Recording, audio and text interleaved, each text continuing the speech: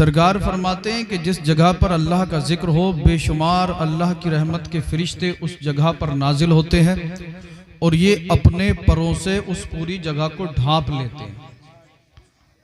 बुखारी की हदीस में है, जब तक जिक्र होता है फरिश्ते उस जिक्र पाक को अदब के साथ, मोहब्बत के साथ, चाहत के साथ, खुलूस के साथ समात करते रहते हैं। मेरा मौजू ये नहीं था, मगर आप हजरात की तबीयतें देखने के बाद मैं ये कहने पर मजबूर हो गया ताकि आप इस महफिल की बरकतों को समझने की कोशिश करें, इस महफिल का अदब मलहूज रखें, इस महफिल के मकाम और मर्तबे को समझें। आपने महफिल सजाई है एक मरहूमा के इसाले सवाब के सिलसिले में। अल्लाह मरहूमा की मगफिरत फरमाए, उन्हें जन्नतुल फिरदौस में आला मकाम अता फरमाए। आज आप कह रहे हैं मुसलमान को दबाया जा रहा है, मारा जा रहा है, काटा जा रहा है। मेरी तकरीर का उन्वान है इस्लाम और आतंकवाद। अगर आप सुनेंगे तो मैं आपको चंद बातें समझाने की कोशिश करूंगा। देख रहे हैं पूरी दुनिया आज इस्लाम और मुसलमान के पीछे पड़ी हुई है। कोई कहता हम मुसलमान को हिंदुस्तान से भगा देंगे, कोई कहता हम मुसलमानों की मस्जिदें तोड़ देंगे, कोई कहता हम मुसलमानों के मस्जिदों के मीनारों पे से जो है माइक उतरवा देंगे, कोई कहता हम जो है मुसलमानों को काट देंगे, मार देंगे, माज़ल्लाहि रब्बिल आलमीन। आज तरह तरह की प्लानिंग है, तरह तरह की साजिश इस्लाम और मुसलमान के खिलाफ हो रही है, मगर मुसलमान ना जाने कौन सी खुशफहमी में मुब्तला है। नमाज ये नहीं पढ़ता, चेहरे पे दाढ़ी ये नहीं रखता, अल्लाह उसके रसूल का जिक्र नहीं करता, महफिल में आ जाए तो महफिल का अदब नहीं करता। और कोई घर ऐसा नहीं है आज मुसलमानों में जिस घर में बीमारी और परेशानी ना हो। हर तरफ एक हाहाकार मचा हुआ है, कोहराम मचा हुआ है। सैयद साहब कमाते बहुत हैं, घर में बरकत नहीं होती। सैयद साहब घर के अंदर जितना कमा के लाते हैं बीमारी में चला जाता है, परेशान रहते हैं, समाज के अंदर इज्जत नहीं मिल रही, मकाम नहीं मिल रहा, मर्तबा नहीं मिल रहा। मामला क्या है? आप जब महफिल में आए हैं सुने और इश्क़ मुस्तफ़ा दिल में बसाकर सुने। सरकार इरशाद फरमाते हैं कि जिस जगह पर अल्लाह का जिक्र हो, अल्लाह के महबूब सल्लल्लाहु तआला अलैहि वसल्लम का जिक्र हो, या फिर अल्लाह के महबूबीन मकबूलीन सालिहीन बंदों का जिक्र किया, कुछ फरिश्ते ऐसे हैं जो ऐसी महफिलों को तलाश करते रहते हैं। महफिल जब उन्हें कोई ऐसी मिलती है, कोई ऐसी जगह वो फरिश्ते पा लेते हैं जहां पर अल्लाह और उसके रसूल का जिक्र हो रहा हो, उस जगह पर नाजिल होते हैं, दूसरे रहमत के फरिश्तों को पुकारते हैं, उनसे कहते हैं ए फरिश्तों इस जगह पर आ जाओ जिस जगह की तुम्हें तलाश है। ये वो जगह है, ये वही जगह है जहां पर अल्लाह उसके रसूल का जिक्र हो रहा है। अल्लाह अल्लाह सरकार फरमाते हैं जमीन से लेकर आसमान तक फरिश्तों की कतारें, फरिश्तों की लाइनें होती है। जब महफिल खत्म हो जाती है, रब की बारगाह में हाजिर होते हैं। रब फरमाता मा यकूलू इबादी, ए फरिश्तों ये बताओ मेरे बंदे क्या कह रहे थे। फरिश्ते अर्ज करते हैं तकूलू युसब्बहूनका व युकब्बरूनका व युहमदूनका व युमज्जदूनका। परवरदिगार आलम बारे इलाह खालिक कायनात मालिक कायनात, तेरे बंदे तेरी तस्बीह व तहलील कर रहे थे, तेरे बंदे तेरी हम्दो सना कर रहे थे, मौला तेरे बंदे तेरी तकबीर बयान कर रहे थे, परवरदिगार आलम तेरे बंदे तेरी मजदियत बयान कर रहे थे। रब फरमाता ए फरिश्तों ये बताओ क्या मेरे बंदों ने मुझे देखा है, क्या मेरे बंदों ने मुझे देखा है। फरिश्ते अर्ज करते हैं परवरदिगार आलम बारे इलाह खालिक कायनात मालिक कायनात, तेरे बंदों ने तुझे देखा नहीं है, लेकिन तेरे कुरान ने कहा है अल्लाहु नूरुस समावाति वल अर्द, मौला तेरे कुरान ने कहा है बिस्मिल्लाहिर रहमानिर रहीम कुल हुवल्लाहु अहद अल्लाहु समद लम यलिद व लम यूलद व लम यकुल लहू कुफुवन अहद। मौला तेरे बंदों ने तुझे देखा नहीं है, लेकिन तेरे महबूब ने बताया है रब एक है, मालिक एक है, खालिक हकीकी एक है, तमाम कायनात को बनाने वाला, तमाम कायनात की तख्लीक फरमाने वाला, तमाम कायनात को वजूद देने वाला एक है। वही तमाम कायनात का खालिक है, वही राज़िक है, वही मालिक है, वही मोमिन है, वही मुहैमिन है। है। अल्लाह अल्लाह। रब फरमाता है फरिश्तों ये बताओ क्या मेरे बंदे इस महफिल में बैठकर मुझसे कुछ मांग रहे थे, मुझसे कुछ तलब कर रहे थे? फरिश्ते अर्ज करते हैं मौला तेरे बंदे तुझसे तेरी जन्नत मांग रहे थे, तेरी रहमत मांग रहे थे, मौला तेरा करम मांग रहे थे, तेरा लुत्फ मांग रहे थे। रब इरशाद फरमाता है ए फरिश्तों क्या मेरे बंदों ने मेरी जन्नत को देखा है? अर्ज करते हैं मौला देखा नहीं है, तेरे महबूब ने बताया है जन्नत की सरसब्ज़ो शादाबी के बारे में तेरे महबूब ने उन्हें खुशखबरी सुनाई है, बशारतें दी हैं। अल्लाह अल्लाह। आगे रब फरमाता है ए फरिश्तों ये बताओ क्या मेरे बंदे किसी चीज से पनाह मांग रहे थे? फरिश्ते अर्ज करते हैं परवरदिगार आलम बारइला खालिक कायनात मालिक कायनात तेरे बंदे तेरी जहन्नम से पनाह मांग रहे थे। आगे सरकार इरशाद फरमाते हैं फअशहिदुकुम अन्नी कद गफरतु लहुम। ए फरिश्तों तुम कयामत के दिन के लिए गवाह हो जाओ। रब फरिश्तों से फरमाता है ए फरिश्तों तुम कयामत के दिन के लिए गवाह हो जाओ। इस महफिल में जितने भी बंदे थे मैंने उन सब के गुनाहों को माफ फरमा दिया है। उनमें से एक फरिश्ता अर्ज करता है मौला परवरदिगार आलम बारइला खालिक कायनात इनमें तेरा एक बंदा ऐसा था जो जिक्र सुनने के लिए नहीं गया था, कुरान सुनने नहीं गया था, नात सुनने नहीं गया था, उलमा की महफिल में नहीं गया था, मौला अपने किसी काम से गया था, जलसा होता हुआ पाया, जिक्र होता हुआ पाया, मौला सुनने वालों के करीब जाकर बैठ गया। रब इरशाद फरमाएगा बुखारी की हदीस के अल्फाज हैं यकूलु हुमुल जलसाउ ला यशका जलीसुहुम। ए फरिश्तों मेरे ये बंदे ऐसे हैं कि इनमें बैठने वाला बंदा भी मेरी रहमत से महरूम नहीं है। मैंने इन उलमा के सदके में इस गुनाहगार के गुनाहों को भी माफ फरमा दिया है। नाराए तकबीर, नाराए रिसालत, उलमाए अहले सुन्नत, शहजादे गौसे आदम। वाह वाह वाह वाह। एक तरफ हम दावा करते हैं सरकार का दामन नहीं छोड़ेंगे, एक तरफ हम दावा करते हैं हम अल्लाह वालों का दामन नहीं छोड़ेंगे, मगर मैं आपसे पूछना चाहता हूँ यहाँ पर अल्लाह का जिक्र हो रहा है, सरकार की नातें पढ़ी जा रही हैं, कुरान और सुन्नत के मुताबिक आपको बातें बताई जा रही हैं। कुछ लोग जलसे में आए उठकर चले गए, चार इधर खड़े हैं, चार उधर खड़े हैं, चार रोड पर बैठकर कान पर फोन लगाकर बातें कर रहे हैं। ए मुसलमान अगर जर्रा बराबर गैरत बाकी है तो आ इस महफिल में आकर बैठ जा, अल्लाह का जिक्र सुन, सरकार का जिक्र सुन, सरकार की नात सुन। जब तू इन उलमा के चेहरे की ज़ियारत करेगा, सादात किराम को देखेगा, अल्लाह और उसके रसूल का जिक्र सुनेगा। अल्लाह अल्लाह। मिशकात शरीफ की हदीस में है मेरे आका इरशाद फरमाते हैं जब कोई बंदा अल्लाह का जिक्र करे, सरकार की नात पढ़े, दुरूद पढ़े, कलमाए हक का विट करे, अल्लाह की सदाएं बुलंद करे, अल्लाह अल्लाह अर्श इस जिक्र पाक को सुनता है और खुशी में झूमने लगता है। फरिश्ते अर्ज करते हैं ए अर्श झूम क्यों रहा है, वक्त क्यों कर रहा है, जुम्बिश क्यों कर रहा है? अर्श कहता है ए फरिश्तों देखो तेलीपुरा की सरजमीन है, अल्लाह का एक बंदा एक स्टेज से कभी कुरान की आयत पढ़ता है, कभी नबी की हदीस पढ़ता है, कभी दुरूद पढ़ता है, कभी अल्लाह के महबूब का जिक्र करता है। वाह वाह वाह वाह, सुभान अल्लाह सुभान अल्लाह। अर्श कहेगा ये फरिश्तों देखो तेलीपुरा की सरजमीन है, अल्लाह के कुछ मखसूस बंदे हैं, अल्लाह का जिक्र कर रहे हैं, अल्लाह के महबूब का जिक्र कर रहे हैं, दुरूद पढ़ रहे हैं, कुरान और सुन्नत के मुताबिक बयान कर रहे हैं। मैं जिक्र सुन रहा हूँ, खुशी में झूम रहा हूँ, हदीस का मफहूम मैं आपके गोश गुजार करते हुए आगे बढ़ने की हिम्मत और जसारत कर रहा हूँ। अल्लाह अल्लाह। जब तक जिक्र चलता है सरकार फरमाते हैं अर्श हिलता रहता है, जुम्बिश करता रहता है, वज्र करता रहता है। अल्लाह अल्लाह। फरिश्ते देख रहे होते हैं, मगर जब महफिल खत्म हो जाती है, महफिल का इख्तिताम हो जाता है, लोग अपने अपने घरों को चले जाते हैं, फरिश्ते अर्ज करते हैं ए अर्श अब क्यों हिल रहा है, अब क्यों जुम्बिश कर रहा है, अब क्यों वज्र कर रहा है? जिक्र की महफिल का इख्तिताम हो चुका है, अल्लाह के बंदे अपने बिस्तरों में जाकर सो चुके हैं, लोग अपने अपने घरों को वापस पलट चुके हैं। अर्श कहता है ए फरिश्तों मैं उस वक्त तक हिलता रहूंगा, उस वक्त तक जुम्बिश करता रहूंगा जब तक अल्लाह रब्बुल इज्जत इस महफिल में बैठने वाले एक एक बंदे के गुनाहों को माफ नहीं। वाह वाह वाह वाह, नाराए तकबीर, नाराए रिसालत। आप अगर महफिल में आएंगे तो फायदा मिलेगा या नहीं? कुछ लोग जलसा सुनने नहीं आते बल्कि जलसा बिगाड़ने आते। इधर कोई तकरीर शुरू हुई और इन्होंने उठना शुरू कर दिया।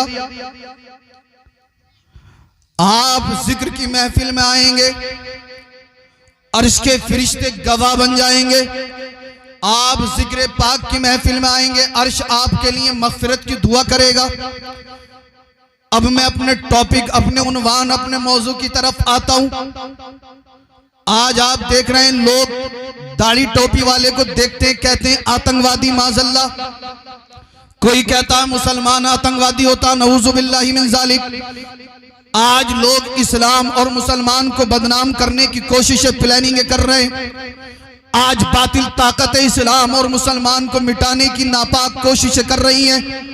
लोग कह रहे हैं इस्लाम आतंकवाद माज़ल्ला। लोगों ने कहा दाढ़ी वाला आतंकवादी माज़ल्ला। लोगों ने कहा टोपी वाला आतंकवादी माज़ल्ला। मैं अलल ऐलान कहता हूं, Islam not terrorism, Islam not terrorism, Islam not terrorism. इस्लाम आतंकवाद नहीं है। अरे इस्लाम तो इस दुनिया से आतंकवाद को मिटाने के लिए आया। आप तारीख का मुताला करें, हिस्ट्री पढ़ें। आतंकवाद तो उस वक्त दुनिया में फैला हुआ था जब हमारे और आपके नबी इस दुनिया में नहीं आए थे। मक्के के अंदर अगर किसी के यहां पर बेटी पैदा हो जाती तो उस बेटी का बाप अपनी बेटी को अपने हाथों से जिंदा कब्र में दबा देता।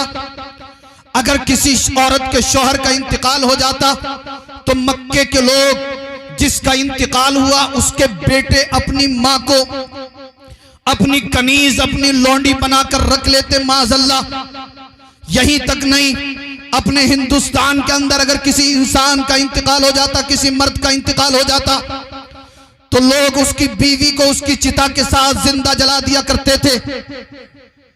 जिसके पास दिरहम था, दिनार था, दौलत थी, माल था, जर था, उसका बोलबाला था, उसी की इज्जत की जाती थी। गरीबों को सताया जा रहा था, मिस्कीनों का हक खाया जा रहा था, औरतों पर जुल्म, सितम, जबर, तशद्दुद किया जा रहा था, बच्चियों को जिंदा कब्रों में दबाया जा रहा था। एक हदीस का मफहूम मैं आपके सामने पेश करूं।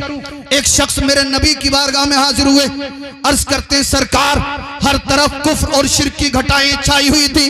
ए मेरे आका, जहालत का दौर दौरा था, मेरे यहाँ पर कई बेटियां पैदा हुई, मैंने अपनी कई बेटियों को अपने हाथों से जिंदा कब्रों में दबा दिया। अर्ज करते हैं सरकार, लेकिन सबसे आखिर वाली बेटी, सबसे छोटी बेटी को जब मैंने कब्र में दबाया था, वो काफी होशियार हो चुकी थी, बोलने लगी थी। सरकार हुआ ऐसा था, मैं सफर पे जा रहा था, सफर पे जाने वाला था, मेरी बीवी हामला थी, प्रेग्नेंट थी। जब मैं सफर के लिए चला, मैंने अपनी बीवी को यह ताकीद की थी, मैं सफर पे जा रहा हूं, तुझे हामला प्रेग्नेंट छोड़कर जा रहा हूं।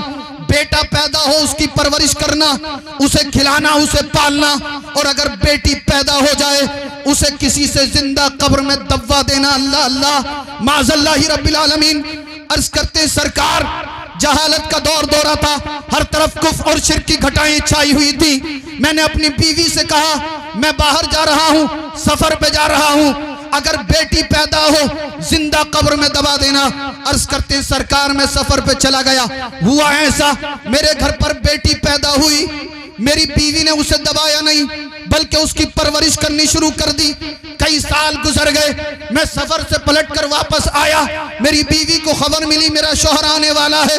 उसने बेटी को पड़ोसी के घर पर पहुंचा दिया, बेटी को पड़ोसी के घर छोड़ दिया और कह दिया अगर मेरा शौहर आपसे मालूम करे तो ये मत बताना ये हमारी बेटी है, बल्कि कह देना ये आपकी बेटी है। अल मुख्तसर ये शख्स अर्ज करते हैं सरकार, मैं घर पे आया, मैंने अपनी बीवी से मालूम किया, ए मेरी शरीक हयात ये बता, मैं घर से चला गया था, हमारे यहाँ पर बेटी पैदा हुई है बेटा।